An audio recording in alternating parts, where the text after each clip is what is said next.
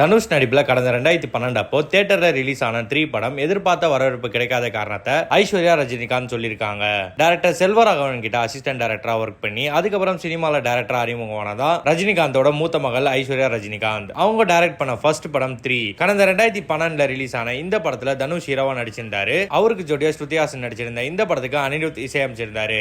Anirudh first இசையமைச்ச படம் இதுதான். 3 படம் ரிலீஸுக்கு முன்னாடி பரபரப்பா பேசினாங்க. இதுக்கு காரணம் அந்த படத்துல இருக்கிற வைதிஸ் பாட்டு தான். அந்த பாட்டு ரிலீஸ் ஆன ஒரே நாள்ல வேர்ல்டு ஃபுல்லா வைரல் ஆகி இருந்துச்சு. அதே மாதிரி யூடியூப்ல அதிக வியூஸ் வாங்கின பாட்டாவும் இருந்துச்சு. அந்த பாட்டை தனுஷ் பாடி இருந்தாரு. அது மட்டும் இல்லாம அனிருத் இசையமைச்ச ஃபர்ஸ்ட் பாட்டும் அதுதான். கொலவெறி பாட்டோட வெற்றினால 3 படத்து மேல எதிர்பார்ப்பு அதிகமா இருந்துச்சு. ஆனா ஃபேன்ஸ் எதிர்பார்த்த அந்த படம் பூர்த்தி பண்ணாத காரணத்தினால அப்போ 3 படம் ஃபிளாப் படமா தான் இருந்துச்சு. இது ஒரு பக்கம் இருந்தாலும் இன்னொரு பக்கம் அந்த படத்துல வர லவ் சீன்ஸுக்கு தனி ரசிகர் பட்டாலுமே இருந்தாங்க.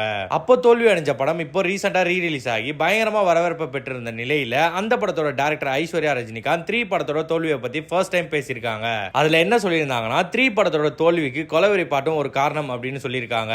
கொலவெறி பாட்டு இவ்வளவு வைரல் ஆனதுக்கு காரணம் எங்களுக்கு தெரியாது. அந்த பாட்டு ஹிட் ஆனது படத்துக்கு மிகப்பெரிய அழுத்தத்தை கொடுத்துச்சு. என்ன பொறுத்த வரைக்கும் அந்த பாட்டோட வெற்றி சர்ப்ரைஸ் இல்ல, ஷாக் தான். நான் படமா சொன்னது வேற, ஆனா அந்த பாட்டு வந்ததும் படத்தையே தூக்கி சாப்பிடுச்சு. அதே மாதிரி அந்த பாட்டு எல்லாத்தையும் ஓவர் ஷேடோ பண்ணிருச்சு. எனக்கு ரொம்ப கஷ்டமா இருந்துச்சு. அந்த டைம்ல சீரியஸான ஒரு படத்தை பண்ணிட்டு இருந்த டைம் அது. படம் ரீ ரிலீஸ் ஆனப்போ டிவில வந்தப்போ வந்த போன் கால்ஸ் படம் ரிலீஸ் ஆனப்போ எனக்கு வரல. வைதிஸ் கொலவெறி பாட்டு படத்துக்கு எந்த விதத்திலையும் ஹெல்ப் பண்ணல. ஆனா நிறைய பேரோட வாழ்க்கைக்கு அது ஹெல்ப்ஃபுல்லா இருக்கு. அது நல்ல விஷயம் தான். ஒரு டைரக்டரா இப்ப மக்கள் பாராட்டும் போது ஹாப்பியா இருக்கு. ஆனா ரிலீஸ் டைம்ல அதை பண்ணியிருந்தா ப்ரொடியூசர்ஸ் எல்லாருமே ஹாப்பியா இருந்திருப்பாங்க அப்படின்னு ஐஸ்வர்யா சொல்லியிருக்காங்க.